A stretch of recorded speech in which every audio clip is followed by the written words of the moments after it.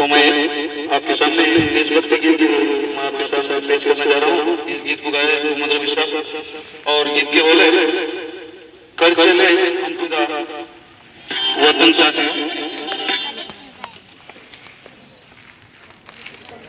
पुराना गीत सुना